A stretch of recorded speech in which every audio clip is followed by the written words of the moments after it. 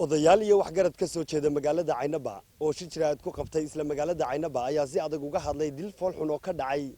deegaanka galbeed ee gobolka Saraar waxayna odayaashani si adag ula hadleen xukuumadda Soomaaliya oo garwadeenka ka yahay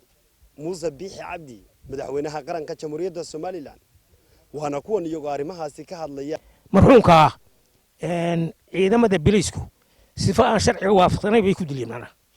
ta islaamka iyo ta maxkamadda islaamka iyo ta maadiga minaan midna ahayn bay ku dileen isla hadatan wuxuu mootanaa 10 habeen 10 habeen nabadgelyada iyo xasiloonida waxa gacanta ku hayay waxa garadka Caynaba waxaan halkan aanu saxaafadda marinaynaa dilkii ka dhacay meesha la yiraahdo Shide dilkaas oo dil fool xuna soolka halkaa yaal ee aanu nabadgelyadii shacbiga hayay dawladdii shacbigii lumisay nabadgelyadii inuu ka soo hawl galo isaga iyo wixii waxaanuna doonaynaa 3 nin baanu maanta ka doonaynaa arrimaha gudaha jananka bilayska madaxweynaha waxaanu leenahay baaraha ay soo direen burcana annaga nama quseeyo noomana iman meeshii wax lagu dilayna may tegin oo la isleeyahay ha sameeyaan iyaguna wax ayaana dhex maraya waxaanu dawladda ka codsanaynaa madaxweynaha wasiirka arrimaha gudaha jananka ciidanka booliiska in si degdeg ah loo ka soo gaaro arrinka waxay Soomaalidu kuma hamaadaan ninku dilayka kugu daawada kaaga sii daran dawladdu way nagu daawanaysaa way nagu eegaysaa waxay uga jeedo garan mayno waxa weeye haddii aanu nabadgelyada faraha aanu ku hayno waanu ka sii deynaynaa haddaan si degdeg loo soo gaadhin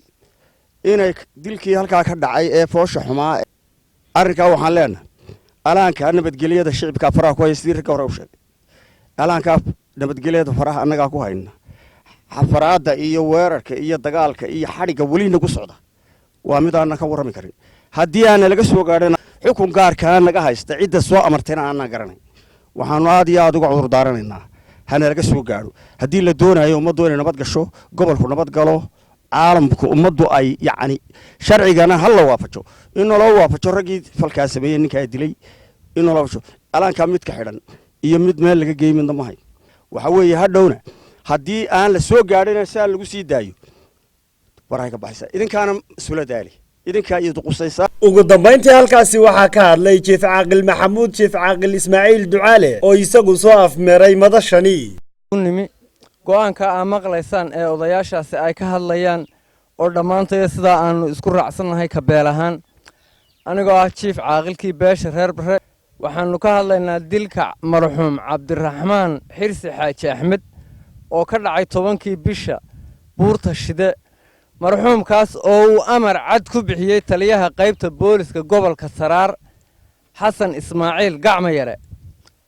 isaga oo wax sababa iyo wax uu ku leeyahay midna aanu jirin iyadoo intaaba nabadgelyada annagu aanu ku dadaalaynay oo aanu annagu ka shaqaynaynay xataa al'aanana aanu weli sidii gacanta nabadgelyada ugu hayno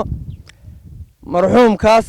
oo taliyihii qaybta amarka ku bixiyay iyo kooxdii gaadhiga wadatay ee soo dishay haddana xataa al'aana ayna hor xaragoonayaan baadhistan loo soo diray Caynaba ee CID-da ka timi Burco marka hore ma aha mid sharciga waafaqsan gobol looma diro baadha xukuumadda waxaanu leenahay arrintaa la soo gacan geliyo si degdegna wax looga qabto وعلي آدم دير علي تاني ورركة تلفزيون كون كيبل مقالة Caynaba